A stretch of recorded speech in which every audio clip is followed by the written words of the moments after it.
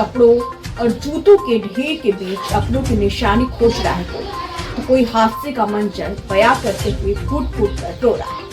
किसी के हाथों में अपने दिल अजीज के कपड़े, कोई पोस्टमार्टम हाउस के बाहर नमखों के इंतजार में बैठा है, किसी को अपने करीबी लापता की तलाश है, वो भी दर दर भटक रहा है। ये सारी तस्वीरें, ये वाक्य उस महानगर के जहाँ लोग संगम में स्नान करके पाप धोकर मुक्ति पाने पहुंचते थे, लेकिन अब तक सामने आए आधिकारिक आंकड़ों में 30 लोग अपनी जान से हाथ धो गए और 60 लोग घायल हैं, अस्पताल में भर्ती हैं, जिंदगी और मौत से जंग लड़ रहे हैं। मंगलवार की रात मुहूर्त था अमावस्या का। कहते हैं कि इस दिन जो संगम में स्नान कर लेता है उसके सारे पाप धुल जाते हैं, लेकिन अव्यवस्था कहीं या लापरवाही या फिर लोगों के अंदर आस्था का जुनून, जिसने देश को एक ऐसा मंजर दिखाया जिससे हर कोई स्तब्ध रह गया। सब कोई अपनी अपनी कहानी बयां कर रहा है। कोई कह रहा है कि लोहे के कूड़दान में लड़ने से लोग जमीन पर गिरे और फिर सुनाई पड़ी सिर्फ चीख। किसी ने बताया कि लोगों को वापस जाने का रास्ता ही नहीं, इसलिए हादसा हो गया।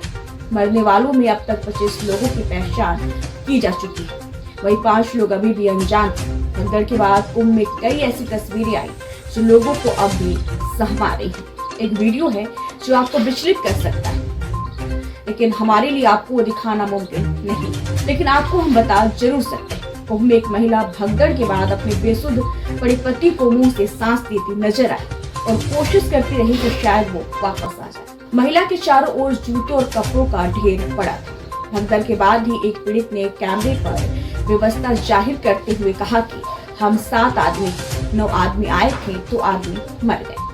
राम अवधर शर्मा और बुलेचा देवी कहते हैं कि वो रुआसा सा हो जाता है जब पूछा जाता है कि कितने बजे थे, तो वो कहना है अभी अभी 1 घंटे पहले। आंखों में आंसू लिए वो शख्स कहता है 112 पर फोन किया, कोई नहीं उठाया, 100 पर किया, किसी ने नहीं जवाब दिया, बॉडी वहीं पर है, पुलिस थी, कोई बोला ही नहीं।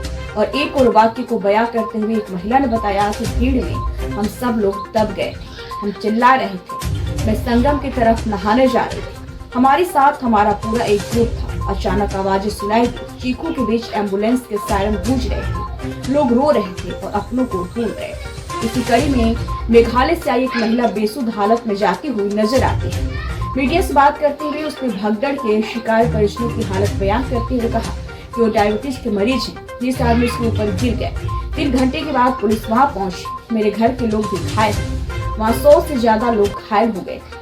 हादसे के बाद पूरा मेला क्षेत्र एम्बुलेंस के सायरन और पुलिस के अनाउंसमेंट से गूंज रहा था। एम्बुलेंस घायलों और मृतकों को अस्पताल ले जा रही थी। फिर प्रशासन ने मोर्चा संभाला और स्नान की गति को सामान्य किया गया और शांति से साधु संतों समेत आम लोगों ने स्नान किया। लेकिन इस पूरे हादसे के बाद अब कई सवाल खड़े हो रहे हैं कि लोगों की मौत का जिम्मेदार कौन है? वहाँ मौजूद रही जनता, सरकार, प्रशासन या कोई और? इस सवाल का जवाब हर नागरिक चाहता है। देखना ये होगा इस सवाल का जवाब कब तक मिलेगा।